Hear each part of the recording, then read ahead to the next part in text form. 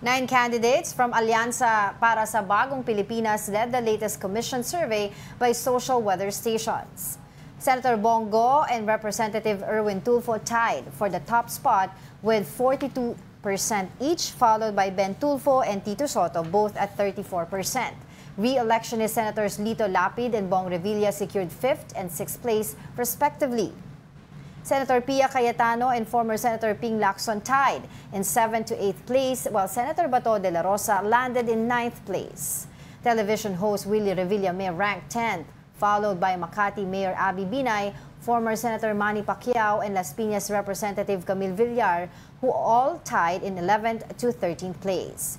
The survey was conducted from March 15 to 20 through face-to-face interviews with 1,800 registered voters aged 18 and above. 9 party list groups are leading in the latest pre-election survey conducted by the SWS.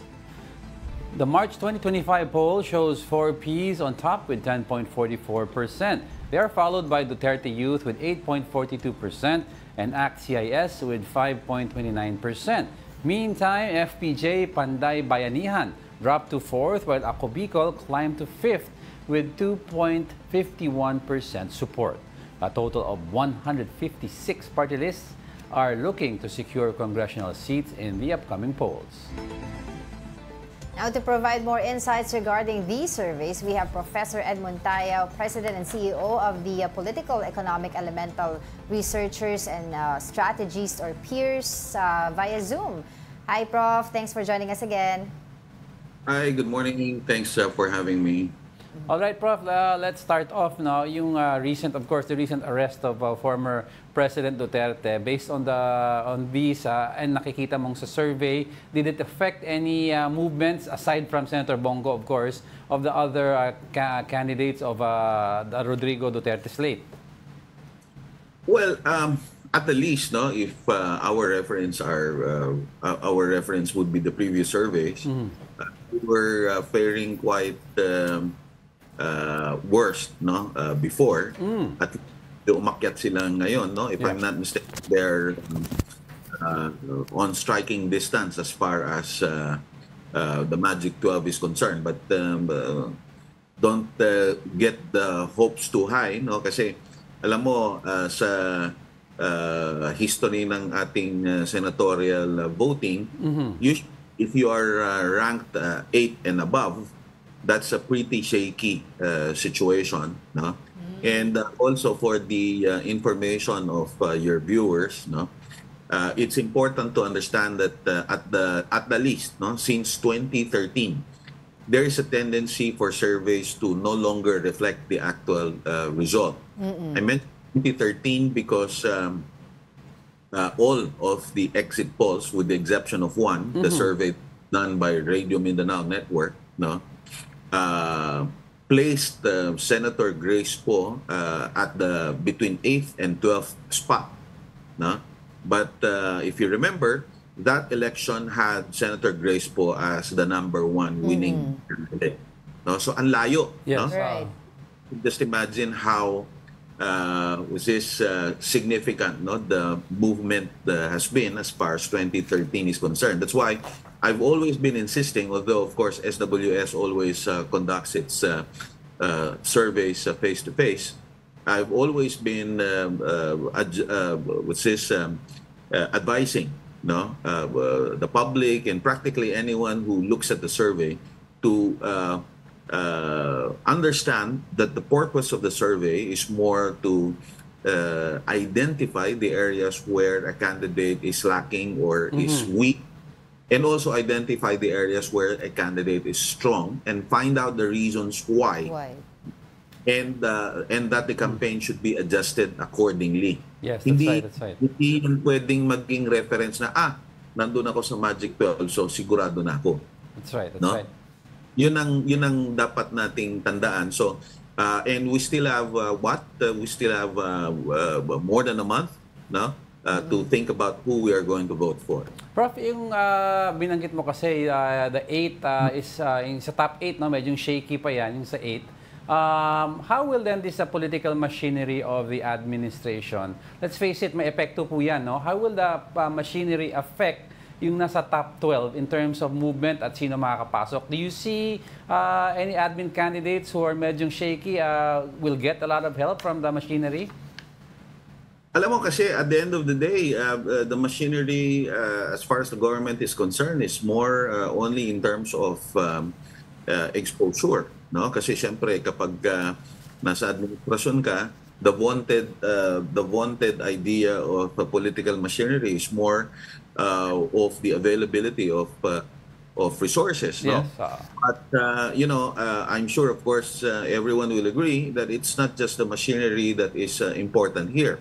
If you're going to look at the top 6, for example, all those names are basically because of their names that they are making it to the top 6. Yes. It's kind of sad, I have to admit, no? Lalong-lalo na, I'm sorry, but I will be categorical. Like, for example, having to vote for someone who was asked a number of times what will be his, Platform? Is that platform? E-legislation, no? Yeah, That will be identified to himself. Tapos ang sagot niya, ano bang magandang ilagay? Tapos when he was asked further, bakit wala siyang maisagot? Ang sagot niya, hindi pa ako nananalo. So pag nanalo na ako, saka ko pag-iisipan niya. Pero pinili pa din ng mga respondents. Although wala siya sa top 6. Kasi yung top 6 lang yung pwede nating sabihin na medyo safe na. Bumaba man yan, malamang papasok pa din sa 12. No? Kasi okay. ang movement, yun yung trend, oo. Ang tawag kasi sa pagboto ng mahigit isa, no, sa parehong posisyon, ang tawag diyan multi-member district, no? Yan ang tawag sa electoral system. Sa madalit sabi, ang tawag dito ay marami yung binoboto mo, no, sa parehong posisyon. In this particular case, 12. Yeah. But take note that not everyone, ako for example, I never voted for a full 12. Ang binoboto ko lang 3, 4, marami na yung 6 kasi talagang tinitingnan ko sino ba dito yung pupwede, sino yung maayos. So ang advice ko sa mga nanonood, sana naman piliin yung mabuti yung iboboto nyo at hindi nyo naman kailangan kumpletuhin yung 12. Now having said that, dahil hindi lahat bumoboto ng 12, yun ang rason kung bakit mahirap i-predict, no, kung paano magiging ranking nila at kung papasok nga talaga yung particular candidate. Yeah. So, yun ang naglalaro dito. It's more a battle of popularity than a battle of machinery or campaign, no? Yeah. So, siguro battle din ito ng budots, no? Battle ng game show hosting, no? Doon na tayo nalalagay talaga, Prof. Pero Prof, let's talk about Senator Amy Marcos. Yesterday, she officially withdrew, diba, doon sa alyansa para sa Bagong Pilipinas ng kanyang brother, ang ating presidente ngayon. Ano? And ano ba yung mangyayari sa kanya ngayon dito? Bababa pa rin ba siya or medyo may movement pataas now na finally nakita natin na meron na siyang talagang official na pinapanigan? Kasi before, di ba, ang tawag nga sa kanya namamangkas 2 ilog Prof. Alam mo, I hate to be candid, no, and I'm commenting more in terms of political strategy, right. No. In terms of political strategy, it seems that she's been practically experimenting on. I really have no idea what kind of strategy she's been experimenting on, but clearly I said experimenting on kasi pa iba-iba no? Right. Kaya yun din yung rason kung bakit I have no idea also why she must have thought that the Duterte name and the Duterte bandwagon, no, will carry her, give her some magic pill and pull her numbers up, no? But again, clearly, if you look at the survey, it seems that it's not really been working well, no, for the slate of the former president, no? Hindi mo naman pwedeng sabihin hindi kilala yung mga yan, no? Marami sa kanilang hindi kilala, no? yung mga abogado na naging kilala sa kanilang profesyon, ano? Pero meron ding mga kilalang miyembro ng slate na yon, no? Like a former singer and a former action star na yun na nga, sabi nila best actor recently, no, when the former president was arrested, no, but they're not anywhere near the top 12. Sabi ko nga, they moved towards a striking distance. If I'm not mistaken, nasa 17 yata sila pataas, no, but still very in other words, I'm not inclined to think that they really have a chance, no? I mean, we're just 1 month before the elections, no? If by now you have not been appearing in the Magic 12, I'm not sure, no, what else you can do to pull up your numbers. So, Prof, pero about the outlier, si Senator Bongo, so what really pulls him up aside from the Malasakit Center? Kasi if you're looking at si Senator Bato and he's at the 9th or 10th position, of course, a staunch ally of President Duterte.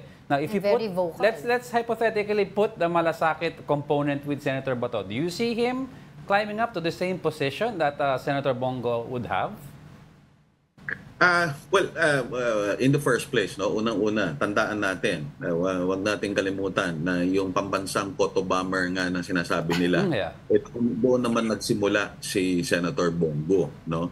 At yun na nga, talagang dumikit sa isipan natin yung Malasakit Center, no? At iyon ang isa sa mga sa akin, kung ako tatanungin mo, at para doon sa mga nag-aaral ng pulisya ng gobyerno, actually, yung Malasakit Center is a duplication of sorts kasi yung health benefits matagal nandyan yan. Nagdagdag ka lang Malasakit Center na alam mo mahilig tayo nung ang tawag dito fixer, no? Ayaw nating gawin na tayo mismo yung mag-aayos ng mga kailangang ayusin para maka-access tayo ng public service, no? Lagay ng Malasakit Center. Sinisweldohan mo pa ngayon yung Malasakit Center para supposedly maging go-between mo, maging fixer mo.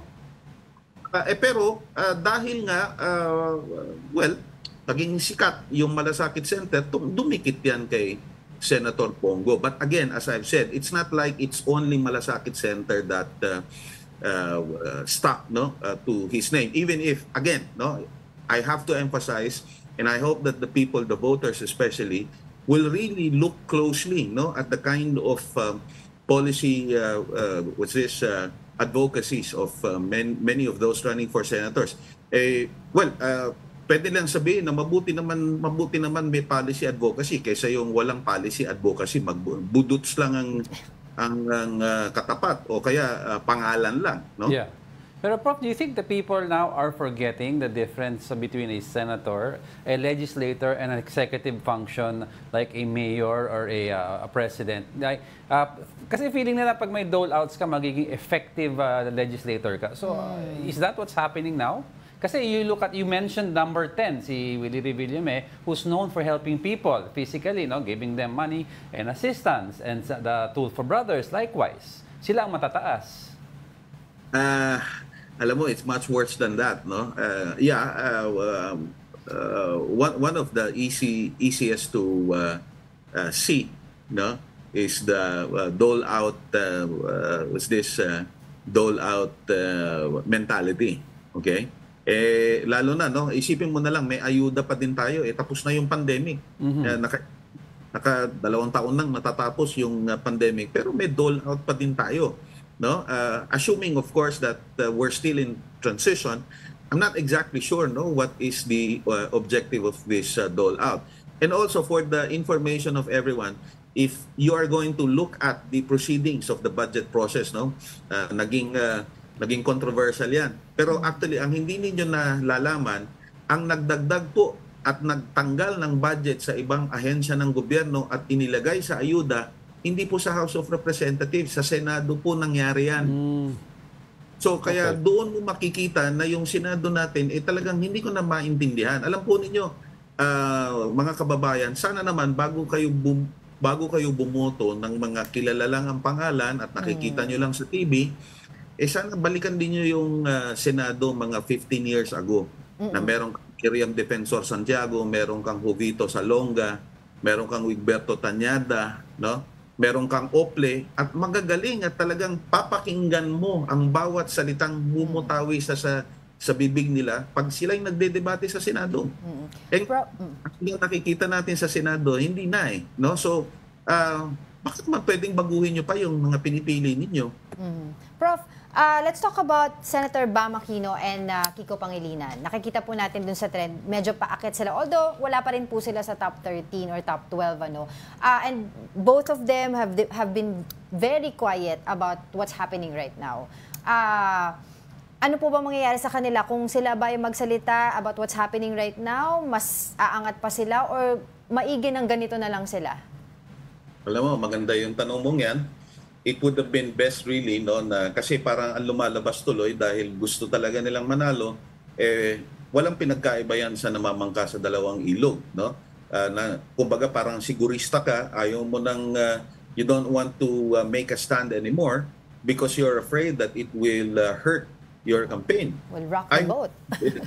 If they really are, who they are as they have been fashioning themselves, no, to be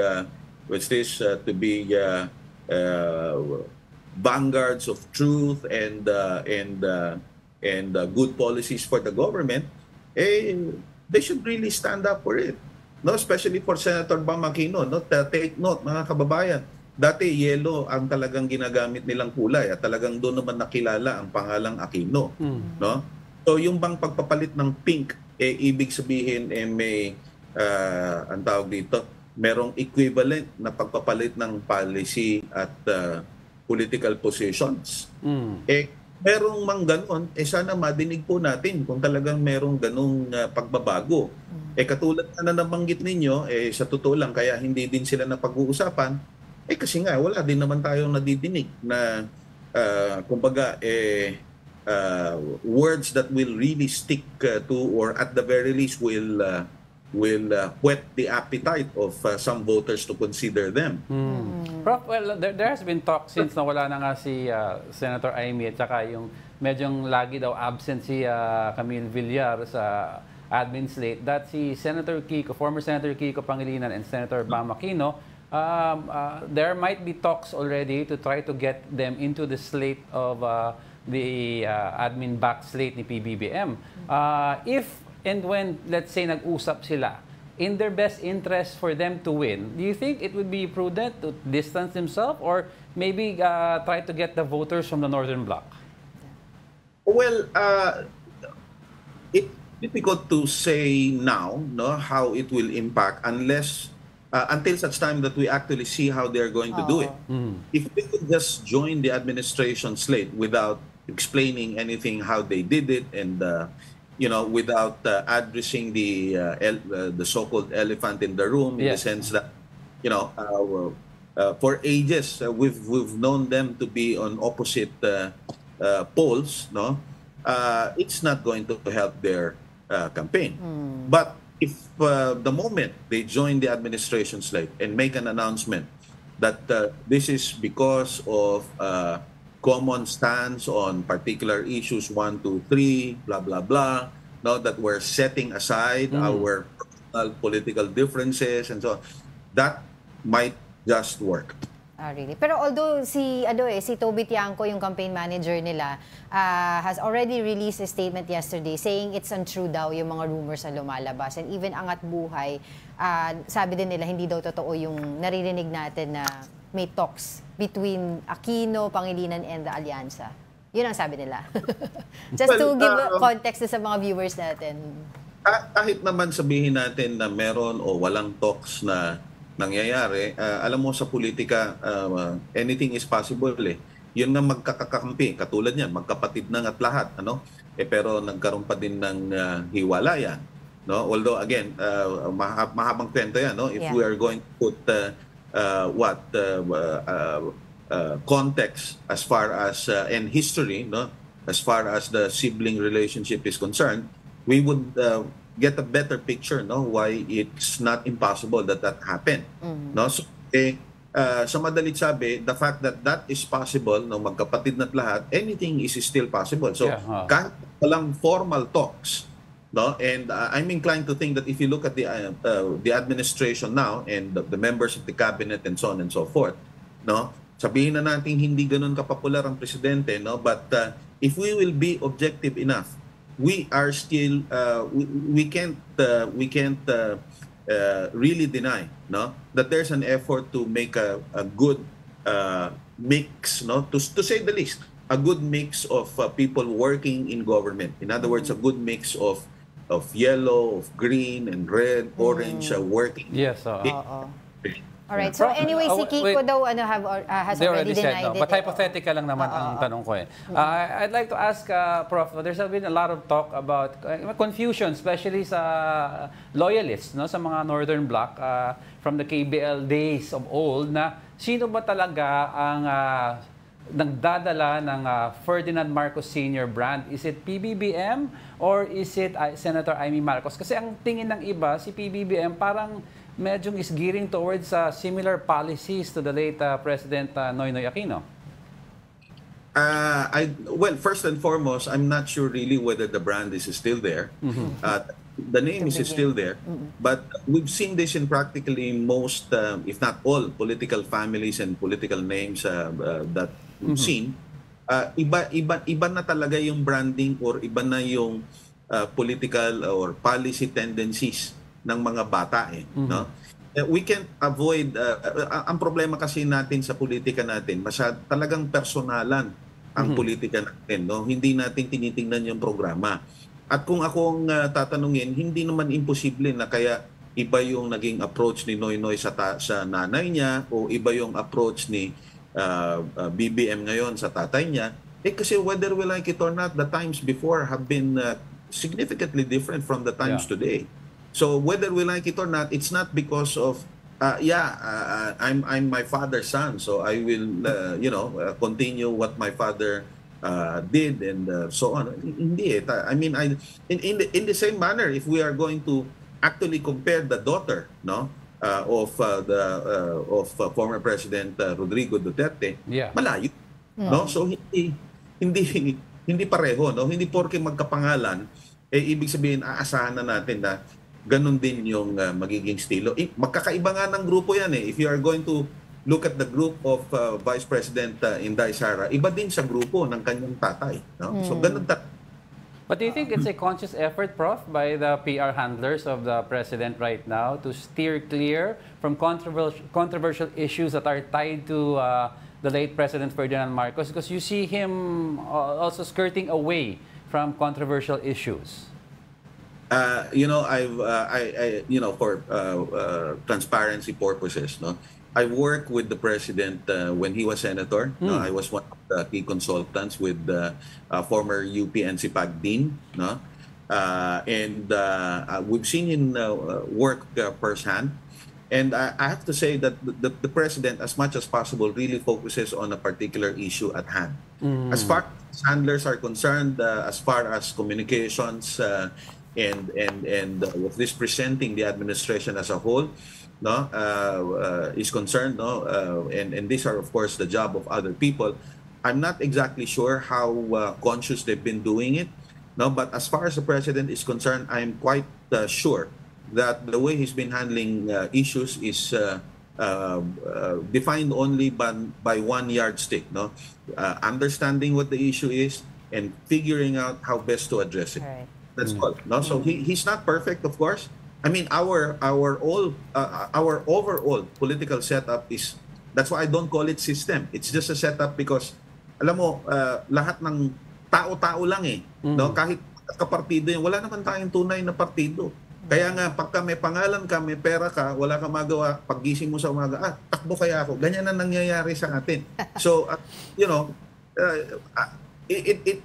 to my mind, no, it is going to it will be useful only, no, if we really look into, no, the kind of leader a particular person is. I'm not saying this only Right. because of I'm not saying this only for Bongbong Marcos. I know a number of other political leaders, no, and you know, hindi naman yun ang pinag-uusapan natin dito, but yeah, everyone has his own idiosyncrasy. Let's just put it at that. All right.